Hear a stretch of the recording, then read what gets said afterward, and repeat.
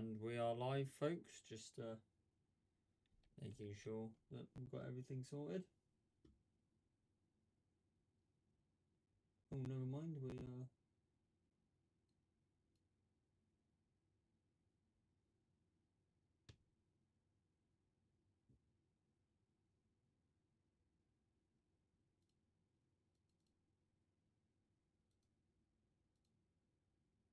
right. We're just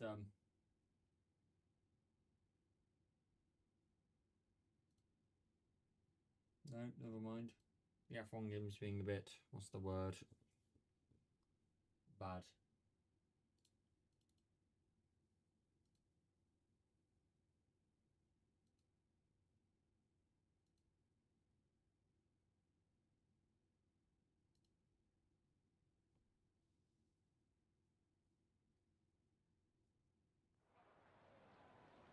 Well, we're in the session. Unfortunately, I'm on the wrong monitor.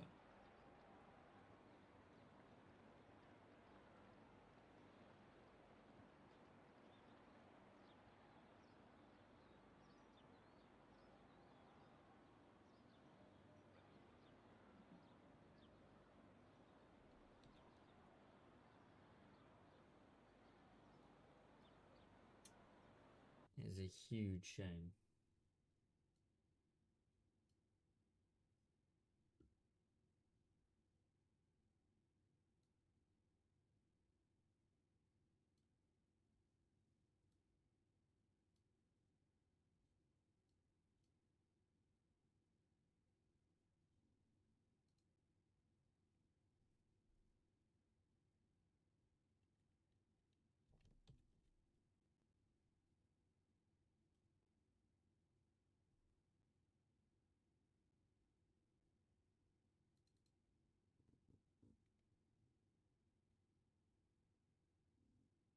Hang on, we're just going to go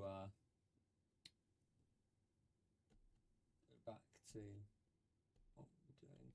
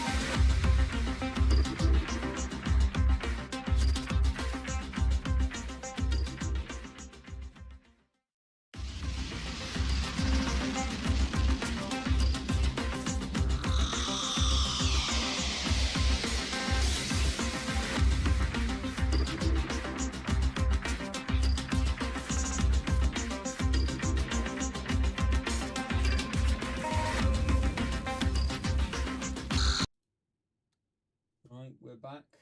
We've had to go to the other monitor.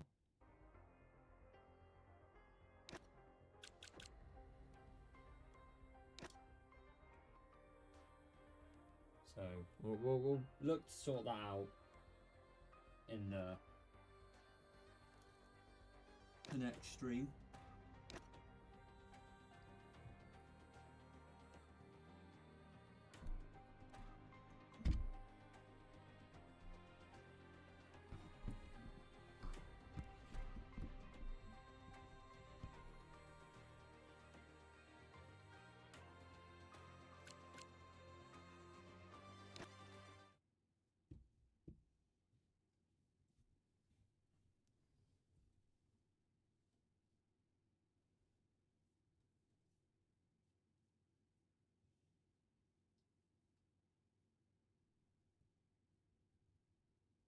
So we're back.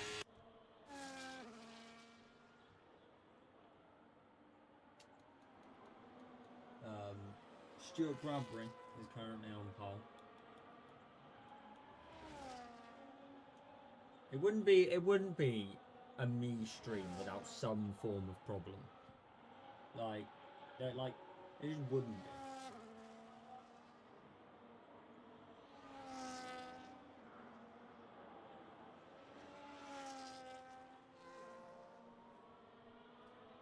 But Kais goes on to pole with a 33.0.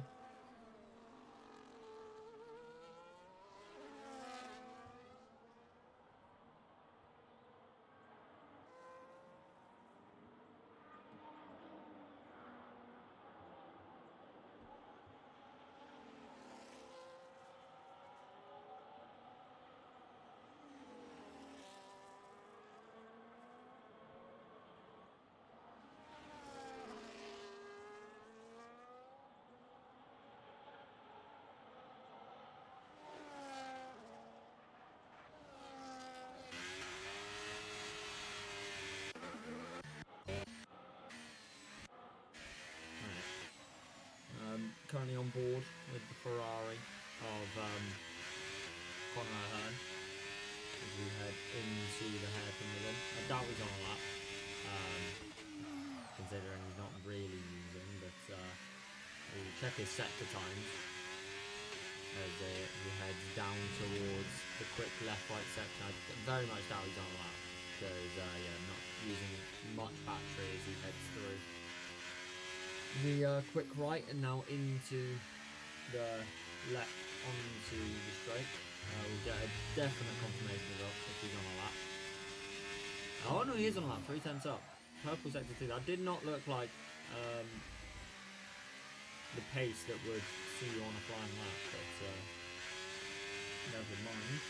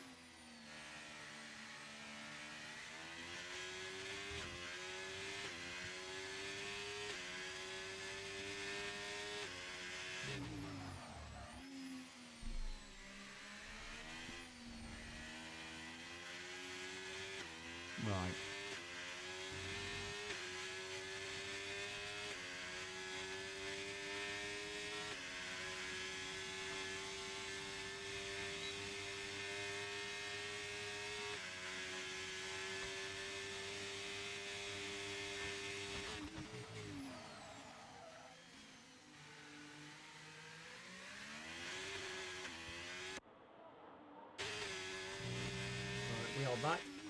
You know, obviously I have been gone for a couple of weeks due to some medical problems. And so the first stream back is always going to be sculpted and then once you set it up and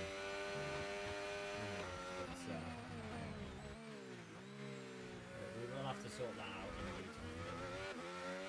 We've got the stream to a point where we can actually monitor it. I mean, we're not missing much in qualifying because all of the fun stuff happens in the last 3 minutes of qualifying. So we're not missing too much.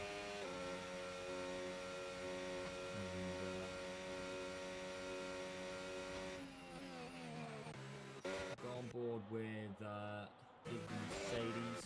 No, let's go. Outright will be starting his lap. McLaren.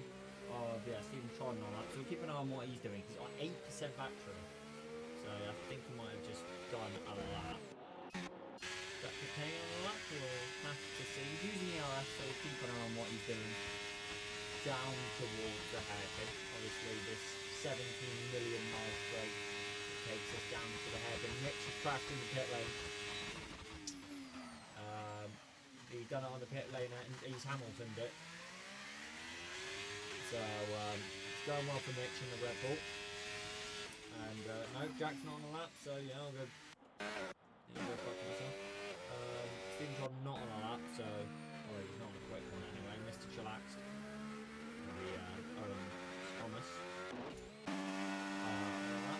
Elliot goes P8 there with 133.6.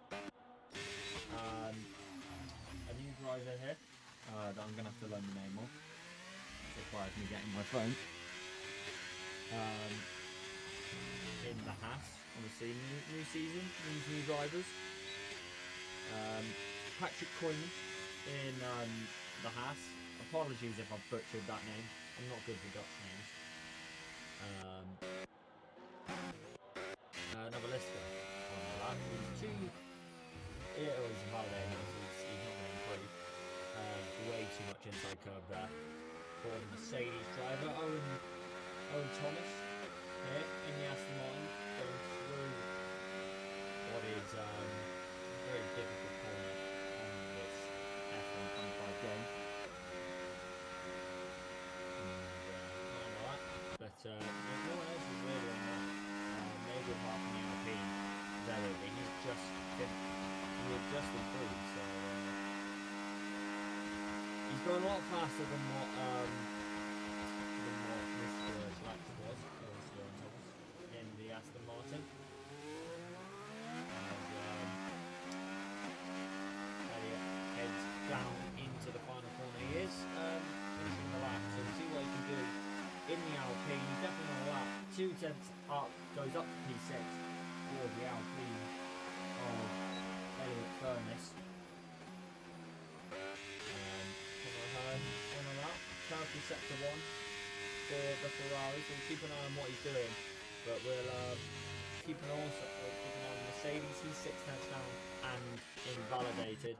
Corey McSweeney not on a lap, so the Aston Martin of I believe of Ross Turner is on a lap 3 tenths up in the Aston Martin. Conor Hearn has spun in the Ferrari out of the double left, so that lap looked pretty good for a pole position. Has gone out the window there as we look on board with the Aston Martin of Ross Turner into the hairpin. But is the penultimate corner of this track as we head down into the final corner. And gets that nice and hooked up for the Aston Martin. GRS wide open, goes up to P3 for Ross Turner. That's a good lap for the Aston Martin. As Corey McSweeney, half a tenth of a second down. He's not on a lap. Callum Pearce in the Red Bull just finished that lap 133.7. That will improve his lap time. He's only up to P11 for the Red Bull. Elliot will be starting his lap as Ferrari in the Sauber. Might be on a lap, but there's people to cross the line who are closer to the final hairpin. Flash and breeze on a outlap. So he'll be doing nothing at the minute. We have McLaren of Stephen Trodden ahead on an outlap. Doubt the Ferraris on a lap. And Jack Cockayne not on a lap at the minute. So keep an eye on the McLaren of Corey McSweeney to see if he's on a lap. Because obviously the F1 game doesn't give you live timings, but he's invalidated anyway. So this will be all she wrote for Corey McSweeney. Ross Turner 2 seconds down, he won't be improving. Yari 5/10 down, he will not be improving unless he has an absolute monster final sector for the Sauber. Callum Pearce is on a lap in the Red Bull, gets it nice and tucked into the final hairpin. Where will it be for the Red Bull of Callum Pearce? Obviously in F2 last season, he'd be one of the championship protagonists, you'd think, as he goes to the line up to P4 for Callum Pearce in the Red Bull one. Williams, I believe that is, to cross the line. That is Lowry as we head into the final corner with Lowry. Obviously RB driver last season. He's gone over to Williams with the team principal system being gone, and he goes up to P13 for the Williams car. Stuart Bradbury in the Mercedes goes on to pole with a 32.4. Absolutely blitzes the field. And Jack Cockayne is one of the last ones across the line. But Bastian Breeze in the Sauber, not the Sauber, the RB up to P4 for the RB driver. Jack Cockayne 5/10 up. Where can that put him on a lap? It's not going to lift him up the back of the grid if that timing is correct. He's only up to P12 for the Ferrari of Jack Cockayne. Now the final one to do a lap across the line with Stephen Trodden. He goes up to P10. So it is Stuart Bradbury on pole in Mercedes. I believe it's a Mercedes 1-2 as well for their troubles. The Mercedes team that underperformed last season has come back with a vengeance, and they have locked out the front row. Aston Martin in P3 with the the RB of Bastian Breeze in P4. Callum Pearce in the Red Bull P5. Conor Ahern P6 in the Ferrari.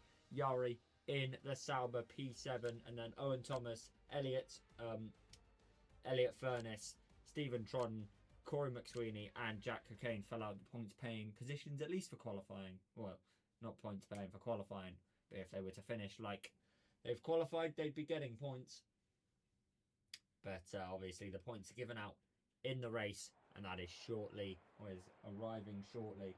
Let's see if anyone's been saying anything in the chat.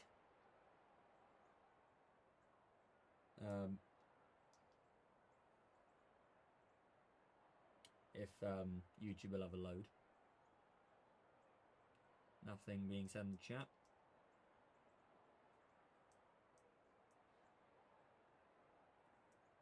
But yeah, just waiting for players at the minute to get the strategies all done, get their setups finely tuned, because there are some things you can change with setups on this game between qualifying and the race. Front wing being one of them, differential being one of them, and tyre pressures being the other, and obviously brake bias as well. So yeah, dry race, at least for the start, here in China. Obviously not been on the GRS calendar in a good while, has the Shanghai International Circuit, because up until F125 it's not been a very popular circuit. But here we are, 5 laps ahead of the drivers. Mercedes 1-2 on the grid. And it's go, go, go. And it seems like the two Mercedes have got off the line pretty well. The Red Bull of Callum Pearce gets a good start. He's onto the grass. The Aston Martin of Ross Turner forcing him off. But the two Mercedes hold station into turn 1. The Aston Martin and the Red Bull fighting away. The Ferrari up the inside. Conor Ahern is forced onto the inside there with the Red Bull of Callum Pearce and the Aston Martin of Ross Turner. The Sauber of Yari has got a pretty good start. He's up to P5. We've got Mr. Chillax, obviously Owen Thomas, falling positions in the Aston Martin. And it's all the Ferrari of, I believe that was Conor Ahern, getting all out of sorts out of the hairpin. Aston Martin fighting away with the Ferrari of Callum Pierce, not Callum Pierce, of Connor Hearn in that Ferrari as we head down into the double left-hander of, I believe it's turn 10 and 11 as we head down the back straight and into the chicane. One of the Haas is going wide there at the back. I believe that is Koeman in the Haas, the lone Haas in this race. The two Mercedes swapping positions. Stuart Bradbury going wide, and it is Kais van Hussein in the lead of the Grand Prix as we head down the final straight and into the hairpin. Is anyone making a move? Yes, the two Mercedes fighting back into the hairpin, side by side into that hairpin. One going over the curb.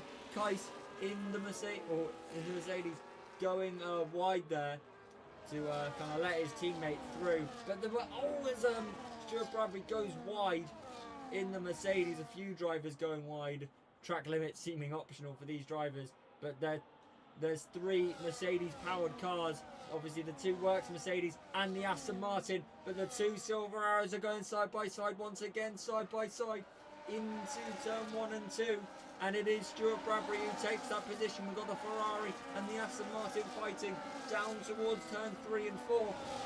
The two historic car brands into the hairpin of turn 4. The Aston Martin going wide, that might allow Connor Hearn in the Ferrari to get past. No, the Aston Martin with the superior exit with the Mercedes engine in the back of that car. Obviously equal cars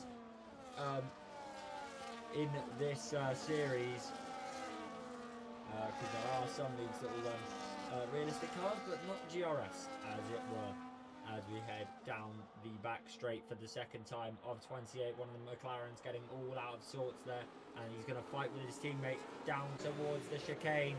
Stephen Trodden and Corey McSweeney fighting into the double hairpin chicane type corners. We go round the long right hander. Mitch Snape looking up the inside of the McLaren. It's Red Bull versus McLaren. Where have you seen this in Formula 1? As the two McLarens and the Red Bull of Mitch Snape going side by side into the hairpin. We've got fighting up ahead going into the hairpin with Jack Cocaine, but here comes Mitch Snape on the McLaren of Stephen Trodden. He's going to try and get Corey McSweeney for his troubles as well, side by side down towards the final corner. This could end in tears if there's no contact. I'll be very surprised there isn't contact with the Red Bull and the McLaren, but we've got fighting up ahead. Yari and Callum Pierce fighting away down towards turn 1.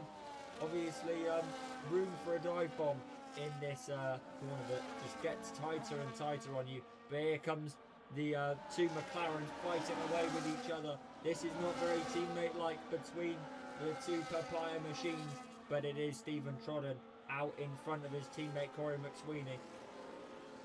Obviously now teammates always as Corey goes up the back of his teammate there, but nothing done. There might be a little bit of front wing damage on the sister McLaren as we go into the long right-hander with the field, and nothing doing. Obviously a bit of dirty air will be causing, and one of the Aston Martin goes wide as Jack Cocaine has lost it coming out the double left.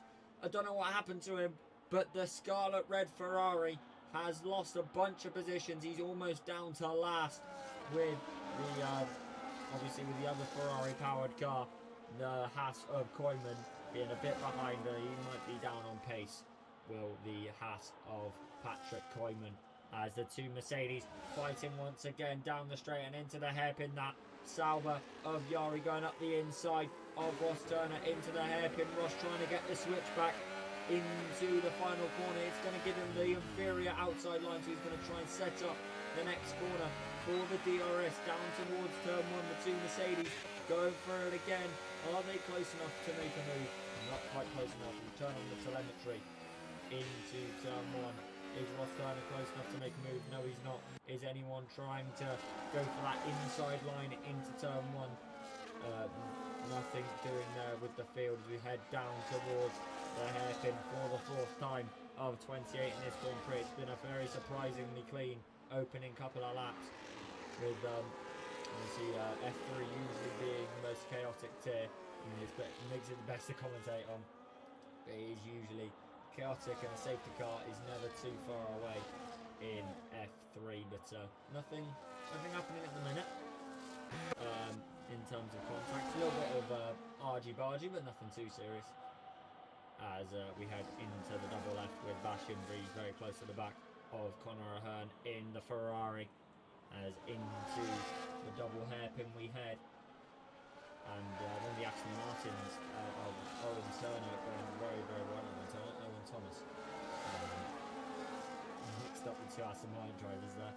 As the two Mercedes will be close enough to make a move once again. Yes, Stuart Bradbury is close enough to the back of his teammate to just swap back into the lead of this Grand Prix.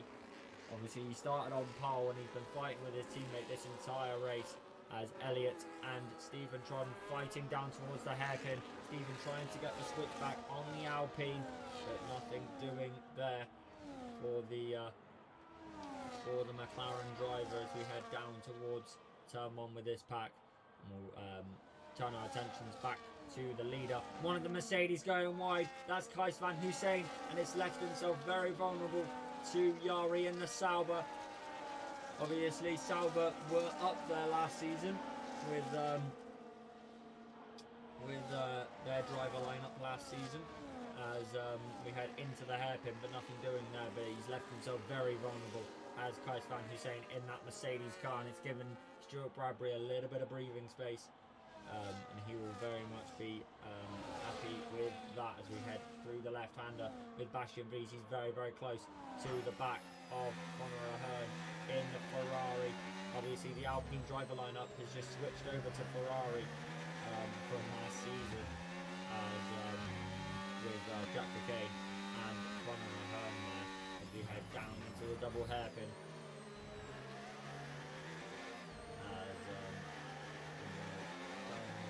Down the hill, it's somewhat of a hill, it's a bank right-hander. It takes us onto the DRS train, gives you a bunch of overspeed into the pit straight. And look at the overspeed that the Ferrari of Conor Ahern has got on the Aston Martin. But he's just lost that speed, he's run out of ERS, as it were, or stopped using ERS, definitely. Because he had the overspeed on the Haas and he just decided not to use it. And nothing doing behind. So we go one lap once more. I say that, Corey McSweeney fighting away with the Ferrari of Jack Cocaine, and Jack going around the outside of the McLaren car. McLaren versus Ferrari in GRS and into turn 1.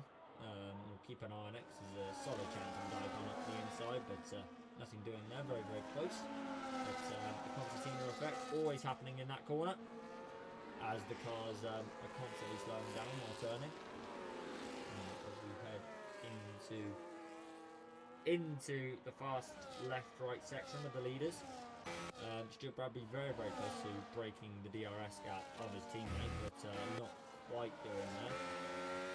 As Conor Ahern and Owen Thomas in the Aston Martin fighting away. Conor going around the outside in the Ferrari. That's a great move from the Ferrari on the Aston Martin of Owen Thomas. Does Owen have anything to say about it? No, he doesn't. One of the McLarens going wide there. I believe that was Corey McSweeney in the McLaren going very, very wide there. Is a common sight to see in that corner. Obviously trying to get on the power with limited grip on these medium tyres. Down the straight we'll go. We'll keep an eye on Mercedes. They might be close enough to make a move. We'll keep an eye on Ross Turner as well, because he might be close enough to make a move on the Sauber. Not quite close enough, but here comes Owen Thomas in the Aston Martin. Then a little bit of argy-bargy with the Ferrari, and it's not helped him. He's got a worse exit than the Ferrari, and it's left himself vulnerable to Bastian Breeze in the RB. That's probably a warning, him going off the track there. But is Owen Thomas close enough to make a move down towards turn 1? No, he isn't, but obviously the Ferrari will go to the outside line and might leave them vulnerable to the dive bomb, but not quite close enough for the Aston Martin of Owen Thomas in 7th place there.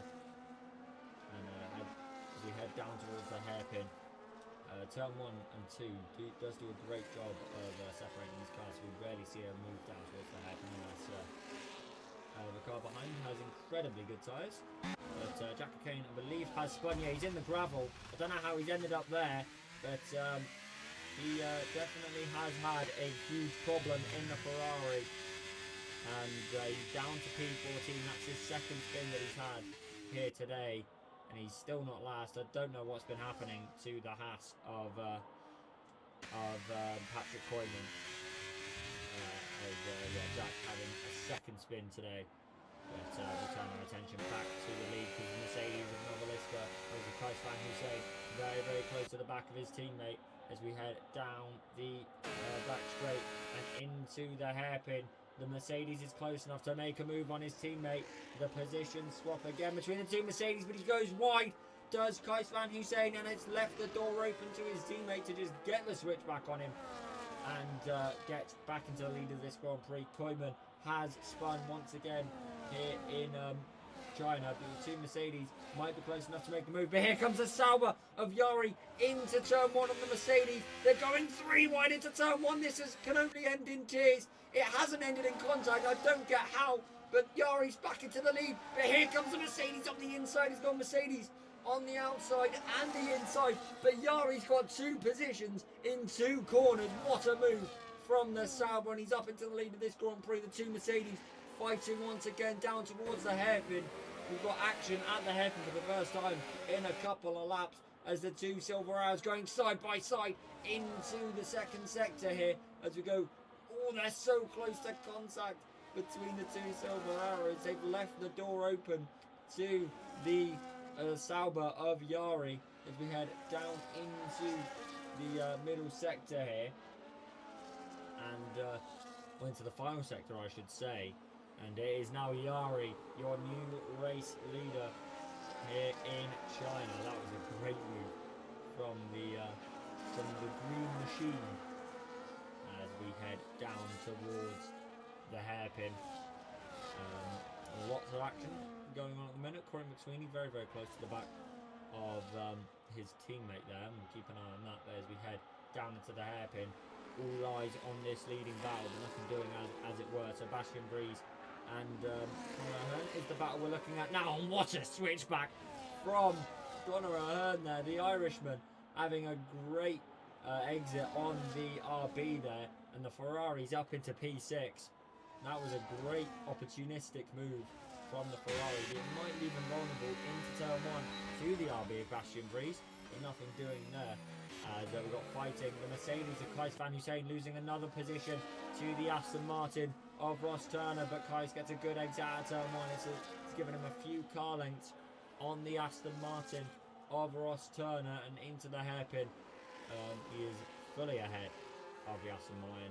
Nothing that green machine can do on the Silver Arrow as we head down towards the left-right section. Obviously, it's about this time of the Grand Prix. You'd expect to see the cars kind of space out from each other, but nothing of the sort happening today. We've got fighting all over the place in one of the Red Bulls, or the Red Bull of Callum Pearce getting all out of sorts, coming out the double left-hander on that curve. This is a very difficult exit, and almost stacked it did Callum Pearce as we head down the main straight here. He's still got to be quite close enough. I don't think he is. It would surprise me heavily if he went for a move into the hairpin. We've got fighting behind between Mitch Snape and Owen Thomas into the hairpin. Mitch going up the inside. There's a little bit of contact, a little bit of wheel dragging, and they've both gone out wide. The camera angle was not good there, but you got the general idea. Locking wheels, and they force each other wide. And I'm so very surprised it's not lost in the position, because that will lose them at least like a second or two as we head into turn one with Mitch Snape. But it does mean that Mitch is up into P8. We'll see what Shields have to say about it. But as we head down into turn 4 with the leaders, nothing doing with them, so we'll keep an eye now on the battle between the McLaren of Stephen Jordan and the Aston Martin of Owen Thomas, the 2 Mercedes powered cars, at least for this year. and the McLaren gets a better exit on the Aston Martin. But he's gone a little bit wide. All that was almost contact between the Aston Martin and the McLaren as we head into the long right, and it was the McLaren of Stephen Tron out in front of the Aston Martin. Corey McSweeney looking for an inside run there, but nothing doing there on the Aston Martin. So just keep an eye on this battle, because it is looking a bit spicy. But the lead is getting very, very close to each other. And I think the Mercedes Stuart Bradley might be close enough to make a move. The Sauber throws the defensive line. The Haas spinning once again of Coyne. He's having a torrid time, but the Mercedes unable to get a good exit on the Sauber. But he has got DRS for this next straight, and it will propel him up into P1, because there's no chance that the Sauber can fight this down towards turn 1 unless he can get a mega inside line, but he can't quite get it. And never mind, the Mercedes going wide there makes a mistake. I wasn't expecting the mistake from the Mercedes of Stuart Bradbury, but it's allowed Yari back into P1. I don't know, the Mercedes going incredibly wide, maybe not expecting the inside line to be thrown there from the Sauber. We've got fighting between Stephen Tron and Alan Thomas once again, and McLaren of Corey McSweeney close enough maybe to make a move down into the hairpin. He throws the outside line, he goes back to the inside line, trying every which way to get past the Aston Martin. He's got to be careful behind him, because Elliott is so close to this battle. Any mistake will be punished, and this is the battle for P9. But Koyman retiring from this race, that's not really surprising. He's had a torrid time with it, and you don't want to see it, but sometimes it does happen. You just, when it's not your day, it's not your day. But as we head into the double hairpin, he's throwing the inside line once again, trying to get Owen Thomas off his game as we head into the left-right chicane. It takes you onto the straight, a little bit of oversteer. We've got battling once again between the Sauber of Yari and the Mercedes of Stuart Bradbury, and Stuart has had an absolutely brilliant exit, and he takes the lead into the final corner. But will he be left vulnerable to the DRS of Yari? The Sauber is going to go side by side once again. He's run out of battery though, but he does have that inside line to turn 1, and that is the line to have into turn 1, unless Stuart Bradbury can keep the outside line. No, he can. He's going to try and set up the switchback on the Sauber down into turn 2 as we head out of turn 2 and into turn 3 and 4. Is he close enough to the Sauber to make a move? He throws the outside line into the hairpin. They go side by side into the hairpin. Can the Mercedes get the better exit on the Sauber? He might have the better tyres at this stage. The mediums might be falling off compared to the hards, but the Sauber of Yari keeps that position on the Mercedes. And surprised that Kais Van Hussein has not had something to say about this, and Ross Turner for that matter, as we head down into the double left and onto the back straight.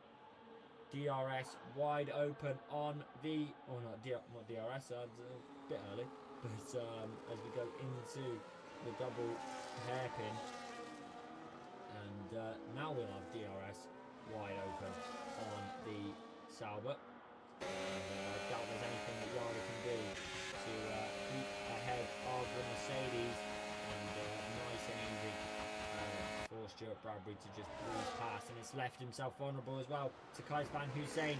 Yari very, very close, and he's outbroke himself into the final hairpin. It's a Mercedes 1-2 once again, and Yari has gone from leading the race to going down to P4 if he loses this position. But he kind of forces the Aston Martin wide, the two green machines going side by side here in China, and they're going to go up, and here goes Ross Turner into turn 1 side by side, and he gets that position on the Sauber as Callum Pearce pitting in the Red Bull. And this battling between the Aston Martin of Ross Turner and the Sauber of Yari has allowed the two Mercedes to break DRS from P3 and 4, and that is going to be very, very good for the two Mercedes. They might be able to do a little bit of speedway team play now to try and keep ahead of the Aston Martin and the Sauber. I should think that there's an undercut coming from Yari in the Sauber. Obviously, those mediums will be dying off now, and I'll be surprised if he doesn't come in this lap. Those mediums will be dying off, and he'll just be losing more and more time. And then look at the time he's losing to the hard runner of Ross Turner. As we go down the back straight, as Kai Stan Hussein's lost. He's got no battery whatsoever, and he's lost DRS to his teammate.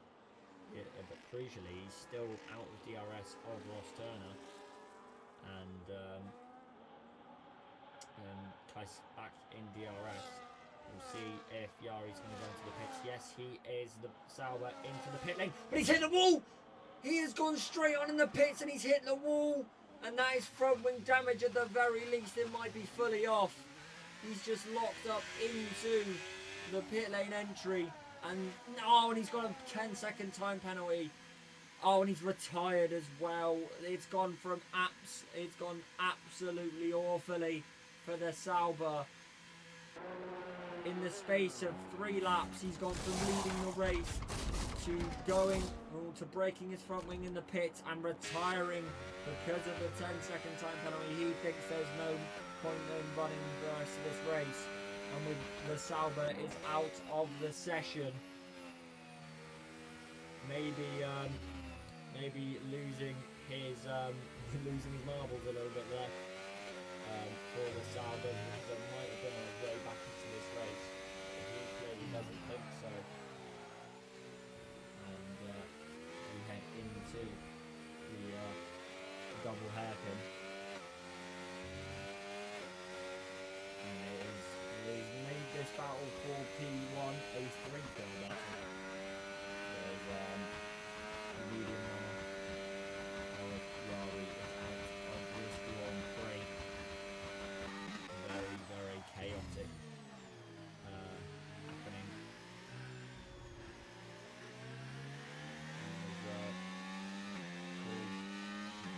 And Pierce might be close enough to the back of Conor Hearn to maybe make a move to see what battery the Ferrari has, and it's a lot more than Corey. Anyway, I've got Corey from.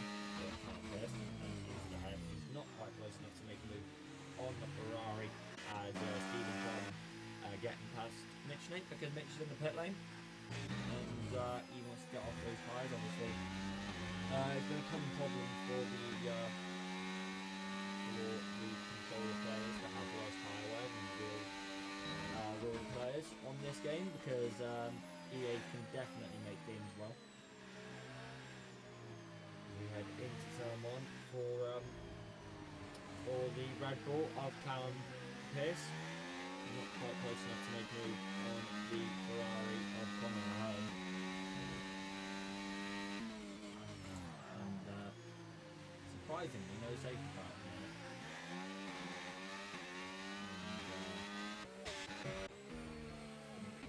For the hard runners, it might be time to come in pit. Jesus, that was a big overstep from into double left. That's what double left. Into the chicane. Is he close enough to the back of the McLaren to maybe make a move on that papaya machine? We head down the back straight and into the hairpin. Is he quite close enough to the back of the McLaren to make a move? The McLaren has gone into harvesting mode, but clearly not wanting to make the overtake on the McLaren. Maybe he's going to go into the pits no, not the McLaren, and so is the Mercedes last man on his team. So maybe try and get back into that DRS. I doubt he'll fully undercut him, as the hards won't be falling off that much. And he's back. He's come out behind Callum Pierce, having very close contact to the Mercedes and the Red Bull. And we head down into turn 1. But what must be said is the Red Bull is on, has pitted, so this is for position. We'll see if the Ferrari of Conor Hearn's pitted. Yes, he has. So the Ferrari is in net, I would think, net P1 at the minute. And yeah, full lap all tyres. He's looking very, very nice in the in P4, that'll be fine, I can say. And you think that he'll be taking the lead of the Grand Prix when Stuart Bradley comes into pit. And we head into the chicane. Keep an eye on Callum Pearce and Kite Van Hussein. This could be a battle. I mean, I'll say that. Mr. Chillax, there he comes. Very, very close to the back of Jack Cocaine, but not quite close enough to make a move. So keep an eye. Callum Pearce can be overtaken by Kite Van Hussein into the hairpin here. And I don't think there's anything that Callum can do about it unless he can get the switch back, but he's never going to get the good exit because he's on the worst tyre at the moment. Medium will be the better tyre, and he's going to have to take advantage of that. Is Kais Van Hussein in the Mercedes, going to try and go round the outside of Conor Ahern into turn 1. He's still trying that outside line, but nothing doing. He's trying to do the NASCAR technique of the outside line into turn 1 there, but nothing doing there on the Ferrari. The Ferrari going defensive into the hairpin, but there's an inside line that has been found by Hussein into the hairpin with the Mercedes, and now side by side goes the Mercedes and the Ferrari. Conor has that inside line, but he doesn't have the straight line speed and he doesn't have the tyres to fight with the Mercedes. And the Mercedes of Kais Van Hussein is into P3 of this Grand Prix, and I believe into position at P1 of this race. And lap 17.28 is looking a bit better for Kais Van Hussein. He's going to have a lot worse tyres than his teammate when his teammate does eventually come into pit. He's making use of the undercut technique to try and get ahead of his teammates. I don't think there's any team play happening at Mercedes. They are both trying to win as Stuart Bradley comes into the pit lane, but side by side goes Bastien Breeze and Jack Cocaine into the banked right-hander, and onto the back straight. They're going side by side, line astern between the RB and the Ferrari, and it's the RB getting ahead of the red machine as Elliott comes into pit. But we should see between the two Mercedes, and Kais Van Hussein is miles out in front of his teammate. How far is that? It's a good 5-10 seconds on his teammate. He's a full corner ahead of his teammate, and crucially for Stuart Bradbury, he is ahead of the Aston Martin of Ross Turner. But these two are going to have to make good use of their medium tyres, and I think he might have left it a bit too late as has Stuart Bradbury in the Red Bull. But we'll see the progress of the Mercedes compared to the other Mercedes of Kais Van Hussein. But yeah, it's Kais in the lead of this Grand Prix, trying to break DRS of Conor Ahern, and for the moment he has done that on those superior medium tyres. Purple sector 1 for the Mercedes, or sector 2 even, for the Mercedes, and he's in a great position at the moment to think about winning this Grand Prix, with Bastien Breeze very, very close to the back of Owen Thomas in the Aston Martin. Owen is now a race full of battling for the Aston Martin as we head down into the back straight, and Bastien Breeze is going to be side by side with the Aston Martin. There's not much that Owen can do at the moment. He's just going to cede that position to the RB into the hairpin. Bastien Breeze is up into P8 of this Grand Prix, and behind Jack Cocaine, very close to the back of the car ahead, but also a little bit of contact between the Ferrari of Conor Ahern. I keep forgetting his name for some reason. And the Red Bull of Callum Pearce. Obviously, I'm a bit rusty. I've taken good, what, 5 weeks out of commentating, so give me a few weeks and I'll be fine. But obviously, when you don't do something for 5 weeks, you're a bit rusty when you get back. But I'm trying my best as they go into the double left. And Stuart Bradbury, 2.2 seconds back, but he's not gained that much to his teammate. I should only think like half a second was the Red Bull of Mitchell being very, very loose. Behind Corey McSweeney. Now is coming close enough to the back of the Red Bull of Callum Pearce to make a move. Yes, he is. He's going to go ahead of the Red Bull and into the hairpin. Has he got the inside line? Yes, he does. Callum tries the split back.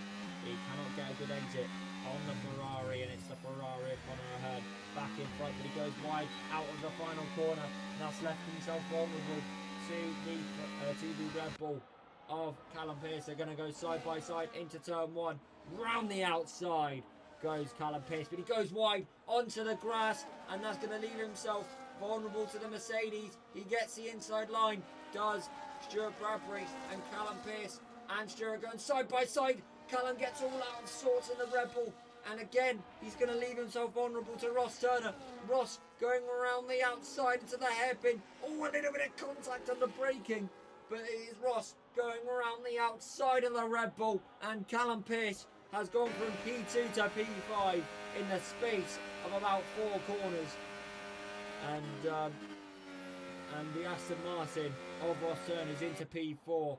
The Mercedes of Stuart Bradbury into P3 here. And it is looking all the more better for Stuart Bradbury to try and catch up to his teammate, because all he's got in front of him is the Ferrari of Conor Ahern, and then he has his sights on his teammate, does the other silver arrow of Stuart Bradbury. And I doubt there's anything that Conor can do to fight this Mercedes. Obviously Mercedes with the better medium tyres. As we head down into the hairpin, he's going to be miles in front as we head into the hairpin. Conor not fighting it because it would be silly to. As we head into the final corner with the Mercedes, it's 2.8 seconds between the split, the two silver arrows here. And we shall see with 7 laps to go in this Grand Prix, or 8 laps I should say even, in this Grand Prix to go. Will it be enough time for Stuart Bradbury to catch his teammate here? As we head down towards the hairpin, we'll keep an eye on this battle. There's not much going on out on track between the other drivers as we go into the left-right section with the two silver arrows, the two German cars, obviously made in Brackley in the UK, but obviously Mercedes is the German company. And as we go into this little mini straight that takes us into the double hairpin, and it will take us down to the main straight as Mercedes of Stuart Bradbury chasing down his teammate at an absolute rate of knots. Just quickly check the chat to see if anyone's been saying anything. As we go into the hairpin.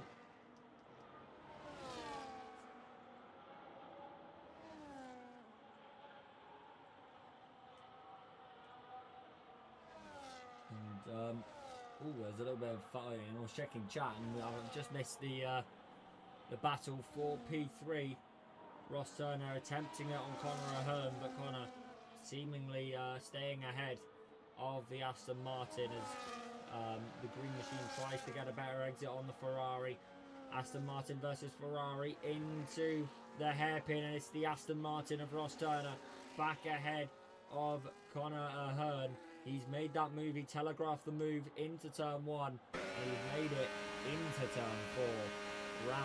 outside goes Ross Turner. He's up into P3. He's probably lost his chance to win the Grand Prix, but he's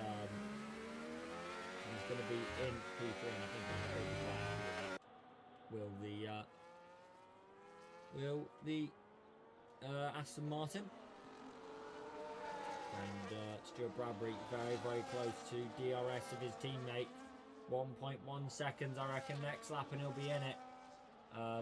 As Kaisan Hussein's not got ERS, and that's going to mean that Stuart Bradbury is in DRS of his teammate.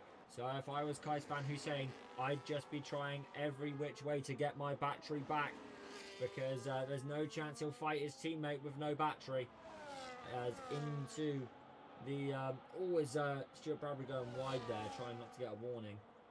As we go into turn 1, I don't think he's quite close enough, so this is going to be a chance for Kais van Hussein to get his battery back. Only 16% compared to 80% with the other Mercedes. It is not looking good for Kais van Hussein in that Mercedes car, and his teammate is all over the back of him. He does not want to be using ERS. Does Kais van Hussein, and he's still using it down towards the left-hander. He's put it back into standard mode, but he's going to try and put it into no battery being used in this technical section, and he'll get a bit of his battery back. He might get up to about 50%, I think.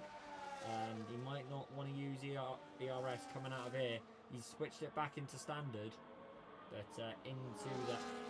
into the double hairpin, he's going to try and get a bit of battery back. His teammate's on 100% battery, so I don't think there's anything that Kais van Hussein can do to fend off his teammate. And here comes Stuart Bradbury down the straight. This is for the lead, and he's going to get ahead of his teammate. He's going to dump the battery, and Stuart Bradbury is back into the lead of this Grand Prix.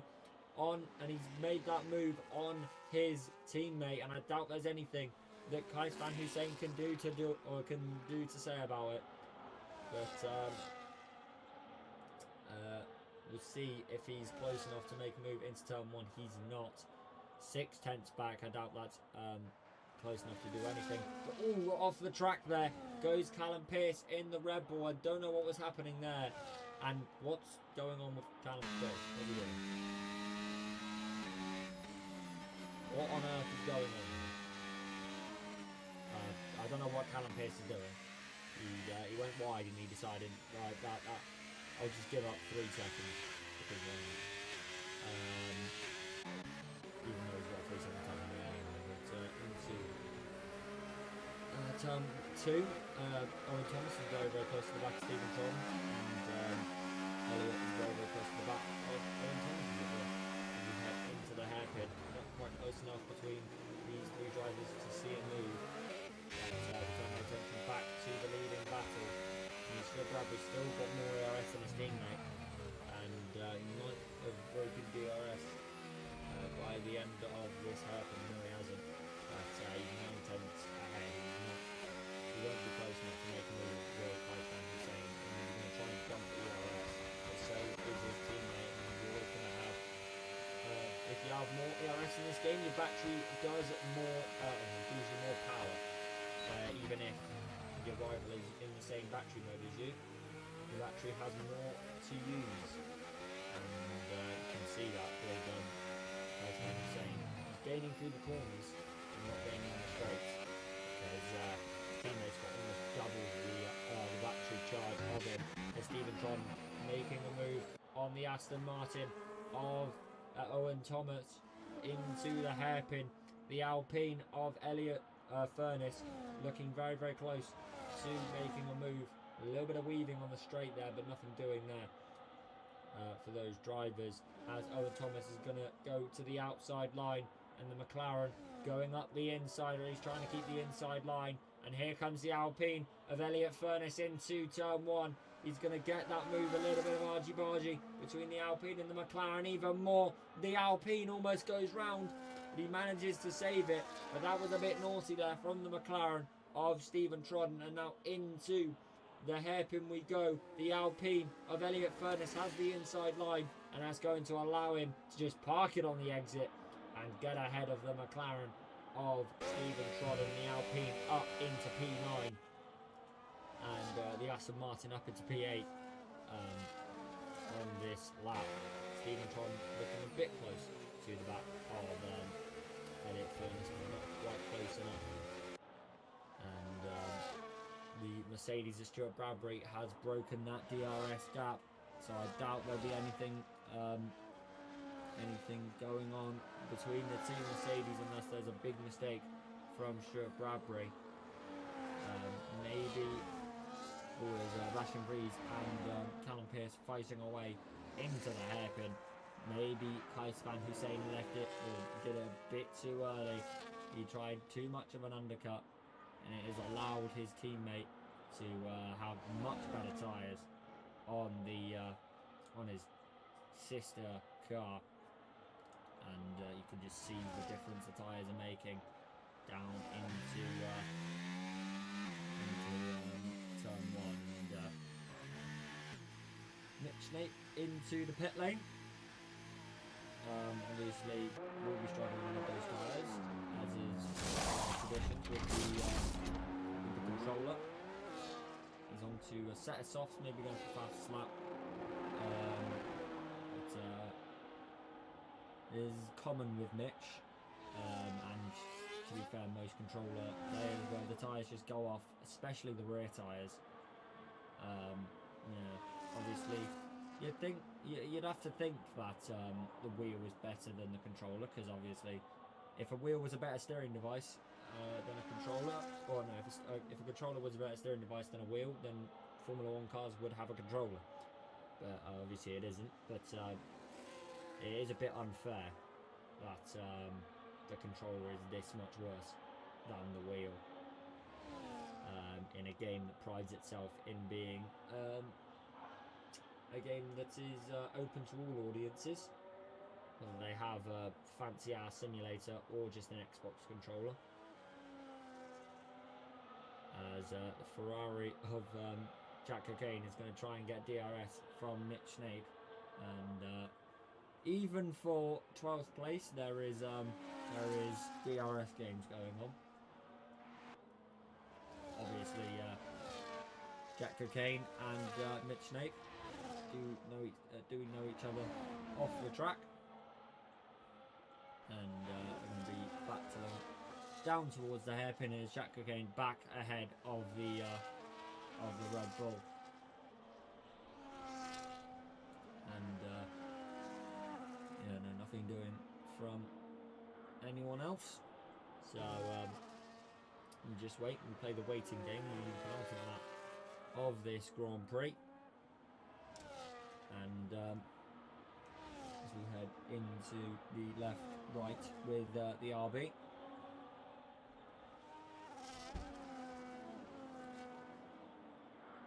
And into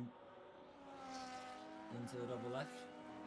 He is losing to Callum Pearce. So we'll go on board with someone else.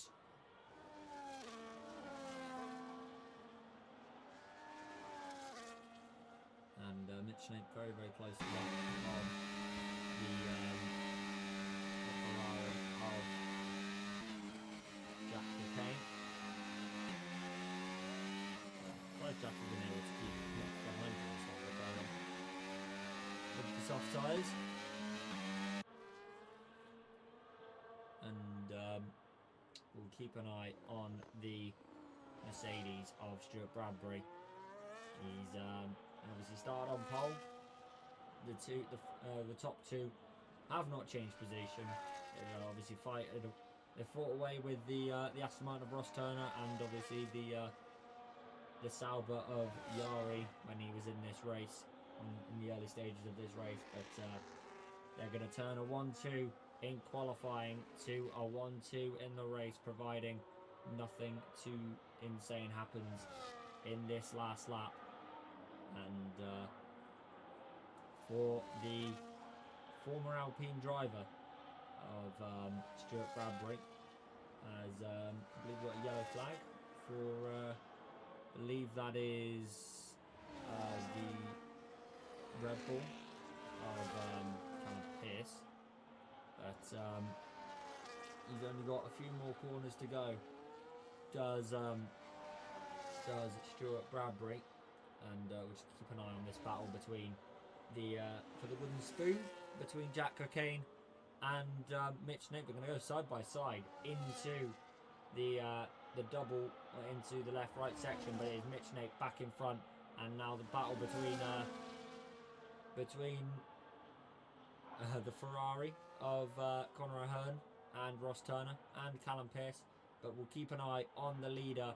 Stuart Bradbury is going to win here in China to win the Chinese Grand Prix. Ross Turner, they're 3 wide into the final corner between Bastien Vries, Callum Pierce and Ross Turner. And it looks like it's going to be Bastien Vries into P4 of this race. Conor O'Hearn is going to get a podium, and Bastien Vries, Callum Pierce in P5, which is going to drop down to P6 with that penalty. Elliot Furness in P7 for the Alpine. Then Stephen Tron in P9. Owen Thomas in P8. The two McLarens, P9 and P10. Lowry, we've not seen much of him today in P11. And Jack Cockayne, he does make it to the line. He spins across the line without a front wing, and yeah, not the most chaotic of Grand Prix I've seen in F3, but definitely a good race. But it's ended in a Mercedes 1-2, which as a man who watched F1 in 2020, it's a sight I wish I hadn't seen again. But then again, I watched the Red Bulls be in 2023, and Red Bull wasn't a good year. But yeah, no, driver of the day, the game has given to Conor O'Hearn. Most overtakes, Elliot Furness. Cleanest driver, Conor O'Hearn. Fastest lap for Mitch Snake, and obviously race winner of Stuart Bradbury. So your final order is Stuart Bradbury, Kais Van Hussein, 2 Mercedes, 1 and 2. Conor O'Hearn in the Ferrari, Bastien Vries, Ross Turner, Callum Pierce, Elliot Furness, Owen Thomas, Stephen Trodden and Corey McSweeney in the McLaren. And Lowry in the Williams. Your final points paying position is Mitch Snape in P12, and then Jack Cockayne. Jack Cockayne finishes out the order of the people who finished, and your 2 retirees, Yari and Patrick Koyman in the Haas. And that is another very, very entertaining race done in F3 in China. Has now been completed for the for GRS. This will be the last time we see China on F125 in GRS, I should think, because I think the next season will be going on in the F126 DLC.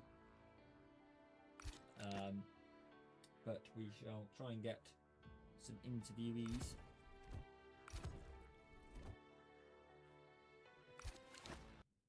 And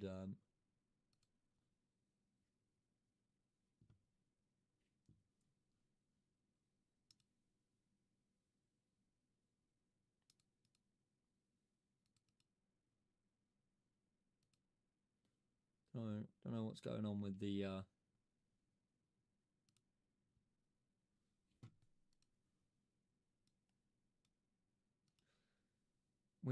interview thing. There we go.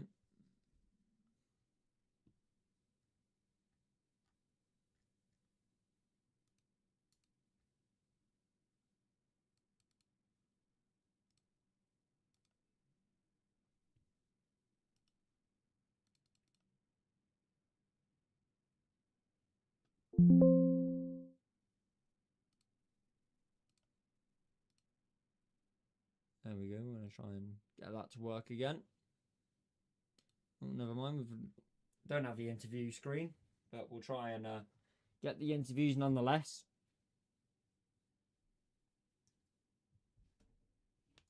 And we'll go to F3 interviews. to try and get that.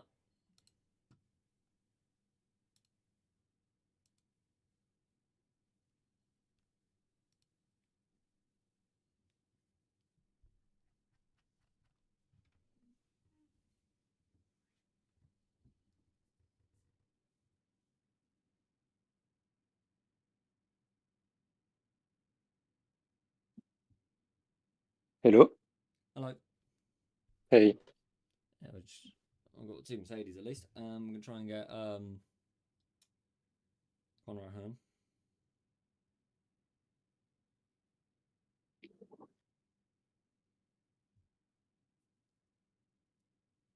Oh, there he is. Hello.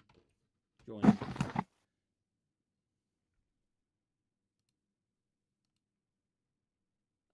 So someone in the server thought it'd be funny to server mute me because fun.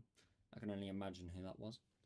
But anyway, we'll start with Connor Ahern. Obviously, is it your first podium in GRS, or have you had one before? This is like the first official race podium. I got like second in a sprint. Right. So first full race podium for you. Obviously, you've had a few races this season. I don't know where you finished this season because I haven't watched the races. But in your new car, P3 here in China, how are you feeling? I'm feeling super happy, to be honest. I knew it was going to be tough.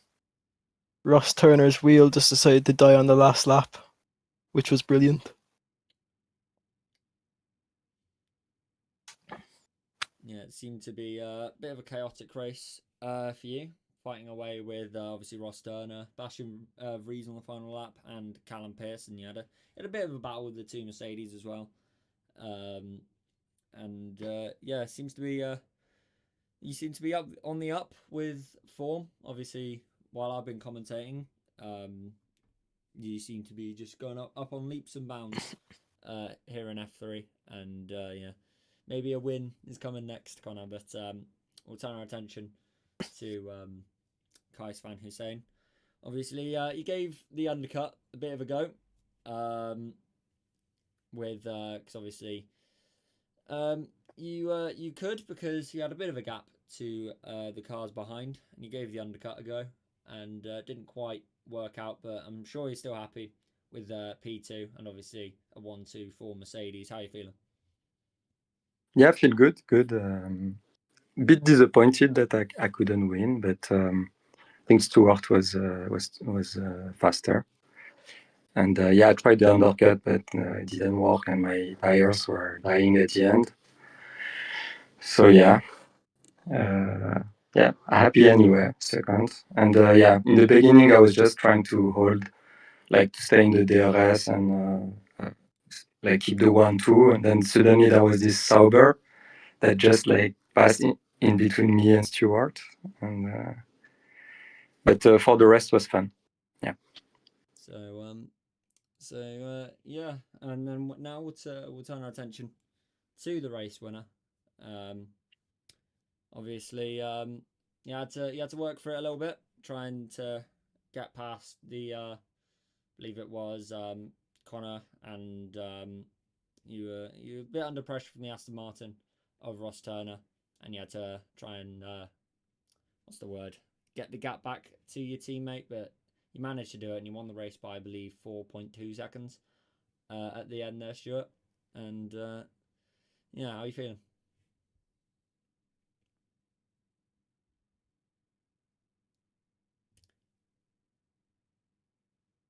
I mean, Stuart. Stuart, your mic on. Your mic's on mute. Right. We'll give Can you hear me? Oh, there we go. There we go. There we go. Yeah. What was I saying? Yeah, I was a bit confused of what happened to Yarrow because he was giving me me and Kais a bit of a fight there right at the end. Well, not right at the end, at the start, wasn't it? And yeah, it was at what, lap 10 to lap 12. He was doing really well on those mediums. It was starting to give me a bit of a panic. and then all of a sudden he just disappeared off that on my map. Like, so I'm not really sure what happened there. Kais did really well keeping it. I'm glad we got a 1-2, to be honest. I think constructors is on the table for us now. Hopefully some more battles to come up with. Bit surprised by Jack not being close. But yeah, it was a good race all around. The overcut seemed to work for me well. Basically, what happened with Yari was he went into the pit lane, locked up, and hit the ball with the front wing, and then he didn't realise that you got to brake a little bit earlier for the pit lane entry when you don't have a front Yeah, wing. it is a bit of a tricky one, to be fair. Got a 10-second, and he just retired on the spot. Ah, fair. Yeah, all right. So yeah, I mean, Yeah, I was a bit worried with him because he with those mediums on, was it the old mediums he had, then he was gapping me at parts, and I was like, oh, what's he gonna do with the yards on the undercut or something, you know? But yeah, it seemed to turn out all right in the end for me. But yeah, if that's everything, that'll be F3 for this week. China is done. We'll just check what race is next because obviously, with me not racing, I don't really keep an eye on the calendar. But Las Vegas, next time out. So expect chaos because Las Vegas always does that, and then we have a mystery GP after that. But that is GRS for this week. I am back into commentary. Took a little bit of a break, but yeah, it'll be me commentating F3 from now on, providing nothing else happens to me in the meantime. But yeah, thank you very much for tuning in, those who did tune in, and as always, see you next week. Goodbye.